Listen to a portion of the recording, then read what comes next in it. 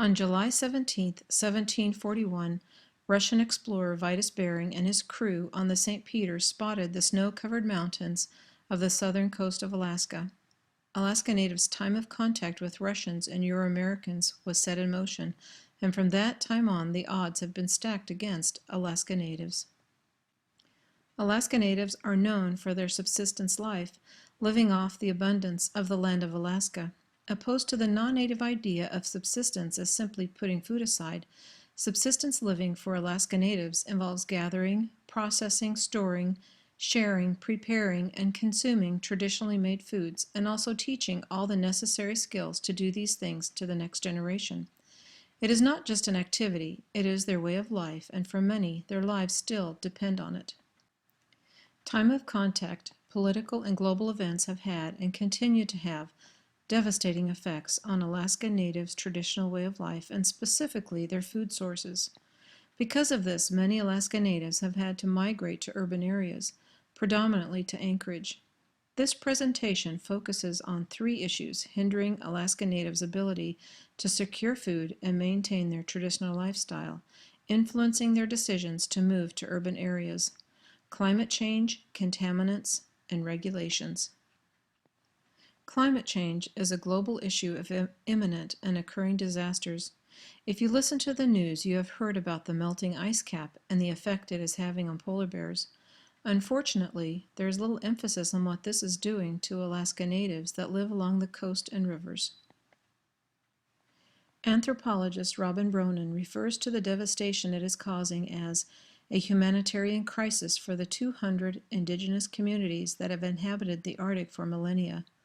The melting ice is causing climate-accelerated erosion, flooding, and extreme weather events. Because of the dwindling sea ice and the later freezing, the coast is not protected from storm surges that occur in the fall. The coast is left unprotected without the ice, pummeled by the storms.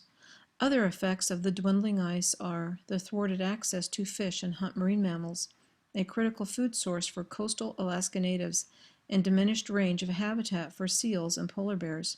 The warming temperatures are causing the boreal forest to creep northward, the effects of which is a changing biome that affects all living things in the food chain of that biome. The accelerating number of flooding events is alarming. Bronin also states that of the 119 declared flood disasters in the Arctic since 1978, 40% occurred from 2000 to 2008. For many of the coastal communities, relocation is the only answer.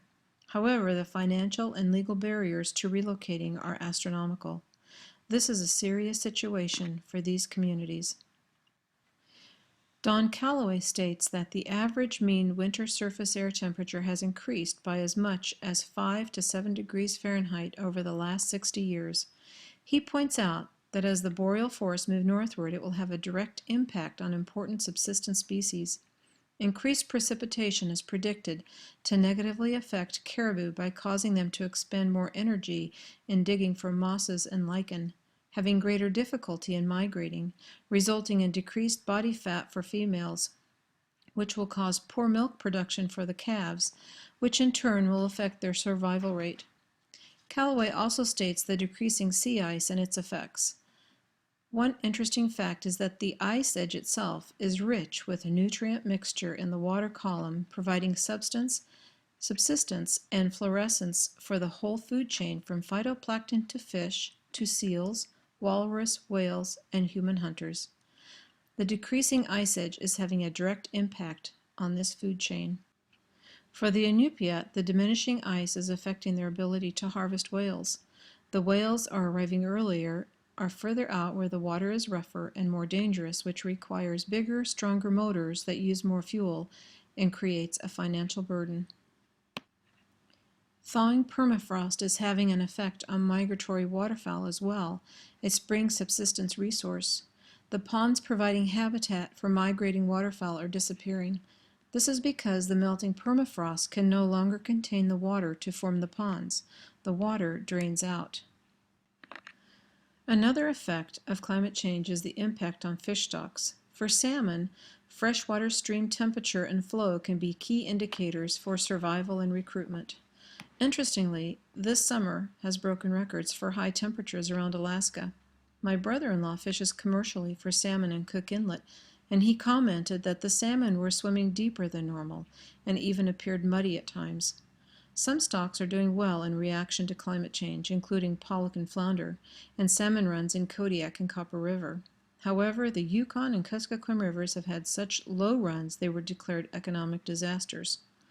Also, as much as a quarter of Yukon River salmon are now affected by a parasite known as ichthyophilus, which prior to 5 years ago had never been recorded in salmon anywhere except by artificial transmission. This is not by any means a comprehensive list of the effects of climate change on the food sources for Alaska Natives. The list of effects continues to grow exponentially as climate change continues. As securing food becomes more difficult and expensive, it influences the decision of Alaska Natives to migrate to urban areas. Another factor having an effect not only on food sources but also on the health of Alaska Native is contaminants in the environment. Anthropologist Edith Turner went to Point Hope for the purpose of fieldwork concerning Native healing. What was brought to her attention was the unusual number of cancer victims. The EPA, the DEC, and the Native Health Service at the North Slope Borough all referred to lifestyle being the cause of the high rate of cancer. However, in Point Hope, 57 per thousand died from cancer in comparison to 1.8 per thousand in the whole of the United States. This clearly pointed to another factor, environmental contamination. Biologist Rex Tesroiluk and Turner deliberated on the possibility of toxic waste from nearby Project Chariot, as well as an abandoned U.S. Army base being the source of contamination. The Army Corps of Engineers denied any toxic waste left in the area.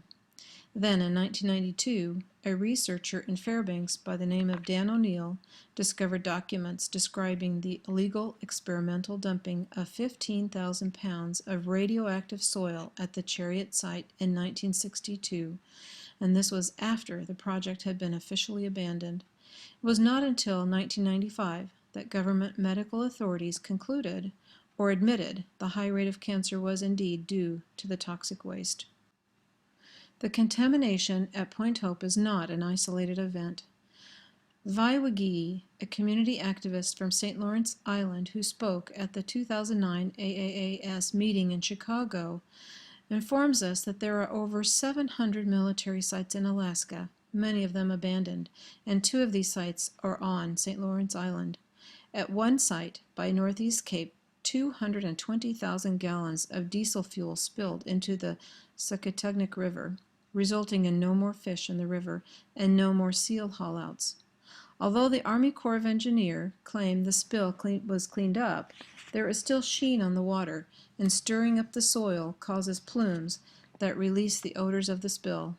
PCB levels in the Yupik villagers on St. Lawrence Island is 6 to 9 times higher than the lower 48 states. Anthropologists Kuhnlein and Chan add to the growing evidence of the effect of contaminants on food sources in northern North America and northern Europe.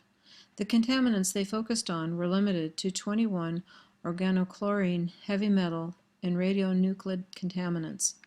These contaminants are both carried on the wind, long range, and are local from industrial activities.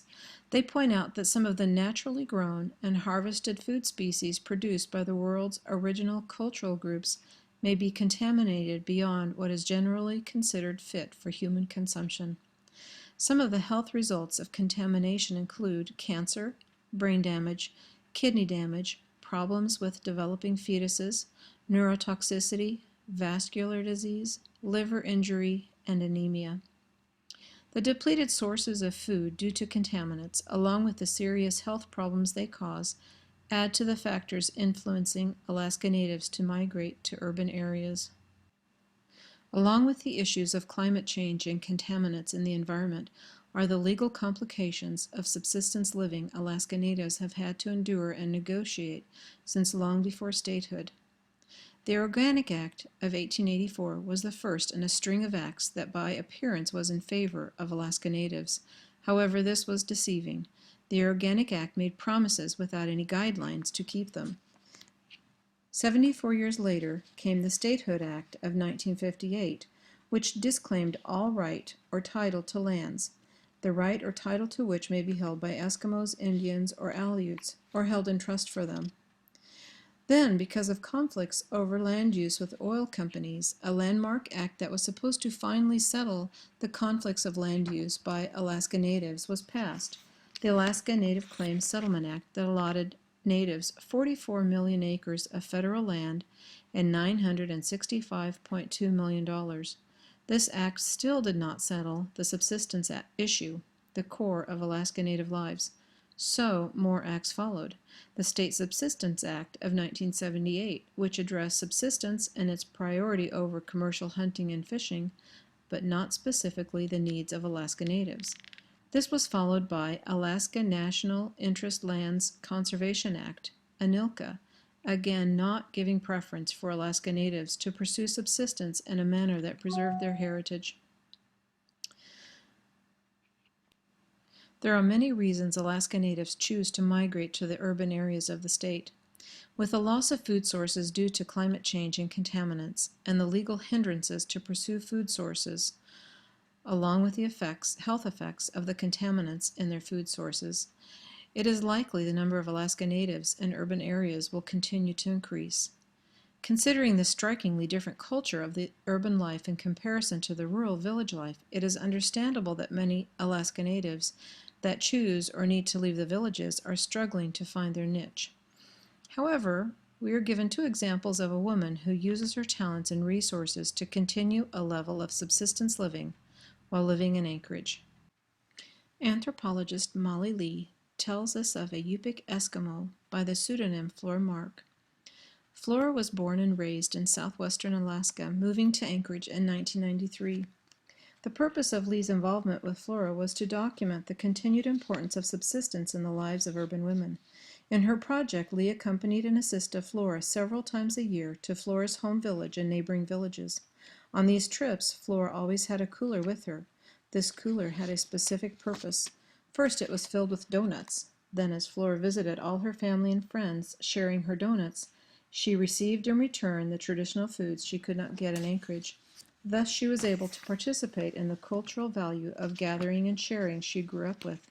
She gathered the donuts to share while receiving traditional delicacies shared by her family and friends. Flora was continuing the subsistence lifestyle to the best of her ability while living in Anchorage. The cooler itself became a reminder of the ties that bind these women to the land. Lee also tells us that Flora has put her skills of weaving baskets and making dolls into earning money, putting all her children through college. Selling her wares during the annual Alaska Federation of Natives Conference or Convention at Anchorage's Egan Conference Center, she is participating in the largest arts and crafts sale in the North. During the fair, Flora is surrounded by hundreds of predominantly Alaska Native women from all parts of Alaska, all selling their wares. The crafts they are selling are representative of their heritage. While a craft fair is going on the floor above them at the Egan Center, the AFC is holding its annual convention. This organization was founded in 1966 as an oversight organization to support Alaska's ongoing land claim issues. These issues directly affect the Native women at the craft fair, as access to lands is critical for them to get the necessary supplies for their crafts. So the women are learning the politics to stand their ground and speak up for themselves. In conclusion, this presentation has addressed just some of the issues that influence Alaska Natives' decisions to migrate to urban areas. Climate change, contaminants, and legal issues. It may not be possible to stop climate change, but it is possible to slow it down. The utmost effort should be taken to clean up and stop contaminants. Alaska Natives should be given subsistence preference so that regardless of where they choose to live, urban or rural, they can continue to enjoy and practice their traditional lifestyles.